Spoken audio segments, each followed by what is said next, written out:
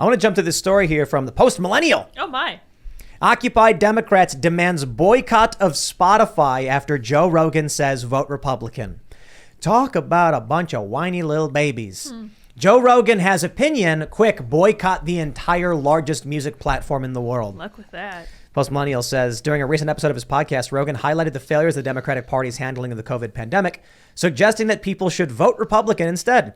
It drew ire from many on the left, obviously, who went so far as to call on their followers to boycott the popular music and podcast streaming platform, Spotify. I mean, Occupy Democrats, they post a bunch of fake news anyway. They're kind of nuts. They say, if you support a boycott of Spotify until they drop Joe Rogan's podcast after he just ignorantly urged Americans to vote Republican as payback for businesses closing down due to the pandemic, dangerous rhetoric as the GOP embraces full fascism. Oh my Please goodness. retweet and follow us. Well, you know, Donald, it was Joe Biden who said semi-fascism. They had to one-up him. I don't think they know what the word means. Well, I don't think they care what the word means. Yeah. Everything's upside down. It's Yeah, the everything is upside I mean, down. you look. But I predict that this is going to go as well as Neil Young's boycott of Spotify. Sure. I propose this.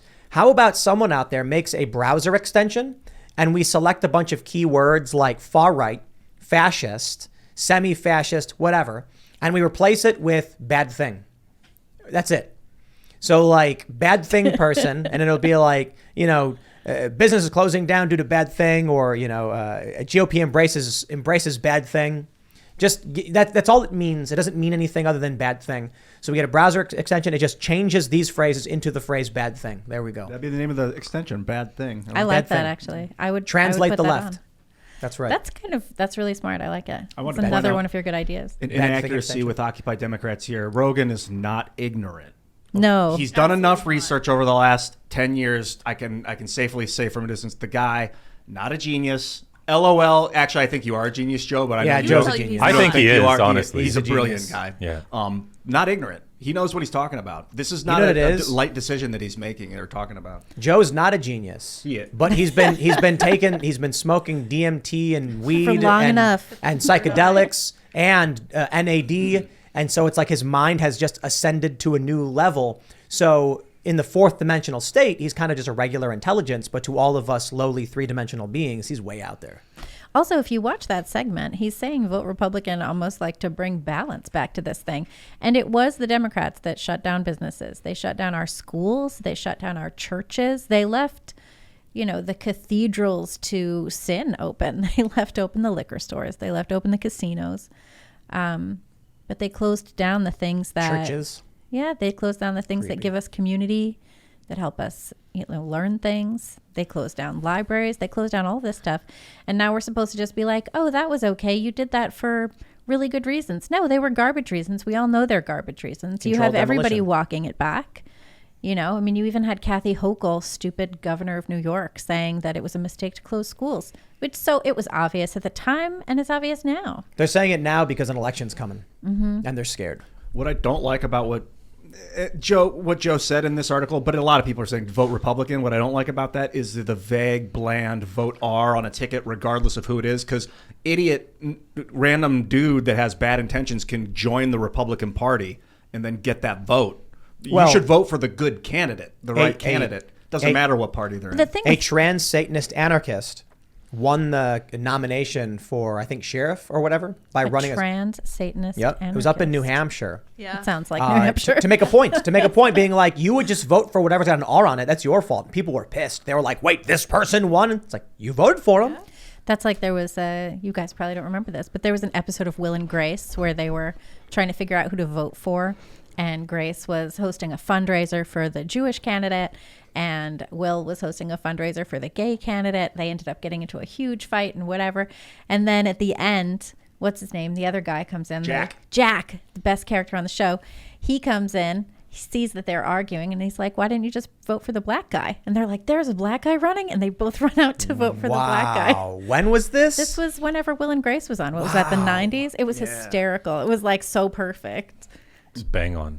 Back when identity politics was fun. Was amusing back in the 90s because we When were they were also mocking above it? it. Before Yeah. comedy was terrorism. Right. Yeah, really. That's Comedy was 9/11 terrorism. all over again. I keep talking about pardons on this show from time to time, but it's like since 9/11, people went psychotic, and we gotta like just move on, man, because we are forming a world government right now, and if we don't move on, they're moving on without us. Well, let me look to put myself into the fray. Let me just point out like why this stuff persists. The Daily Beast wrote this article I mentioned earlier where they claim that I'm trying to lure people into my right-wing world with rock music. This is the insanity that they're telling people. And I don't want to, forgive the sort of self-promotive, promotion, I guess, that comes out of this. But my point is, there are people who read the Daily Beast as a mainstream corporate publication, and this is the world they live in. It is literally insane. They are in a psychotic, paranoid, delusional bubble. They believe this stuff. Now, I think the Daily Beast is writing this because it's basically, you could create a Daily Beast article generator and click a button and have it spit out a name and some words. Jack Posobiec, far right, hoax or whatever. And it'll just randomly throw in random person's name, random identifier, random thing they did. And that's the Daily Beast. Mm-hmm. But when there are people who believe this insanity, what happens to their brains? I had one guy say that he was mad at me for breaking consensus reality. Bro, you don't live in consensus reality. No, that's not a you live thing. in the crackpot reality of weird algorithmically driven garbage articles that make no sense. But this is what makes people lose their minds. And the reason why they hate Joe Rogan so much is that Joe Rogan appeals to regular people.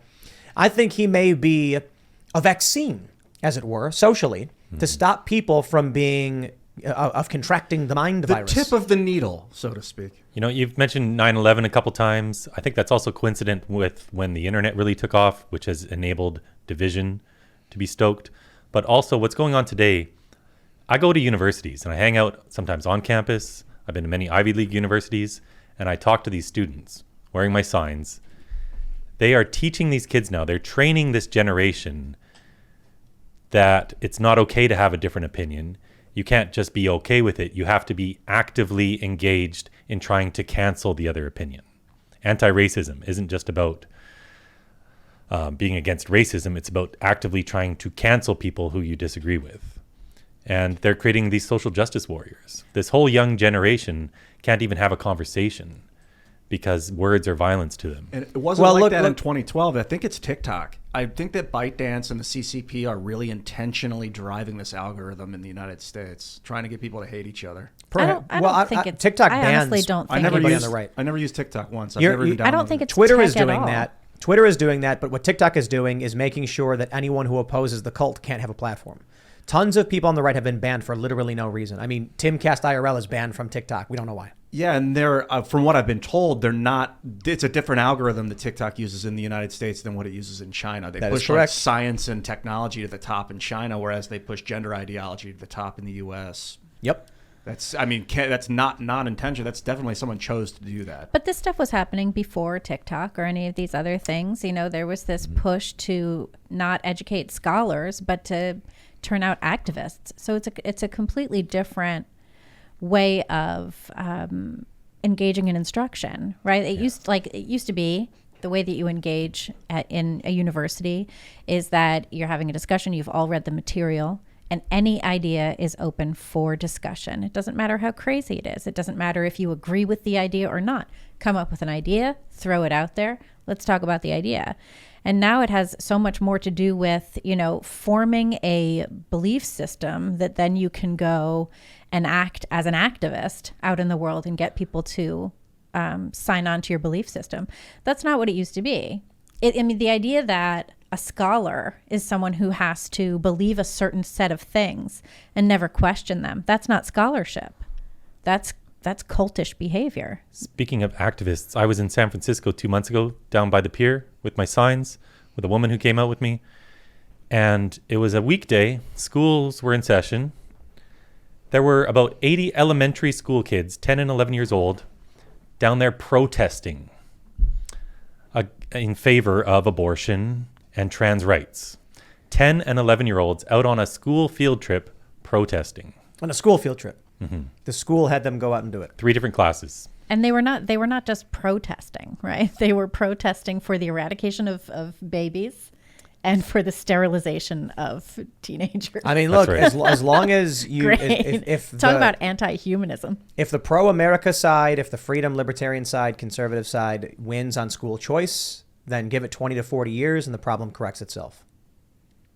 I think a lot of it, like you were mentioning earlier, the internet, how it kind of coincided with 9/11. And I think what's internet video has been weaponized. I thought for sure back in 2006, like internet video is the future. I was right. It's just been weaponized as part of it. And like, for instance, I made a video when Barack Obama was running for president in 2007. I made a video and said, Barack, you're going to win. You're going to serve 2 terms. I was just like, let's manifest. Let's create this and give it confidence. So you're responsible for all those It's kids. It's your fault, And then yeah. at YouTube, one of the Steve Grove at YouTube, one of the administrators featured the article. So basically together we created political propaganda. I didn't think of it at the time. I was just like, I want Obama to win. It got 50,000 views. I don't know how many people voted for Obama as a result, but talk about mass formation. Like the power of internet video, that an individual can inspire the minds of almost the entire world, it's disconcerting. Thanks for checking out this segment from the Timcast IRL podcast. But if you want to check out the full show live, tune in Monday through Friday at 8 p.m. And if you want more special access content, head over to timcast.com and become a member. Your membership helps sustain this company, keep our journalists employed, makes this show happen, and you will get access to exclusive members-only segments of the Timcast IRL podcast, and there's a massive library to check out. So again, go to timcast.com or tune in Monday through Friday at 8 p.m., and we'll see you all there.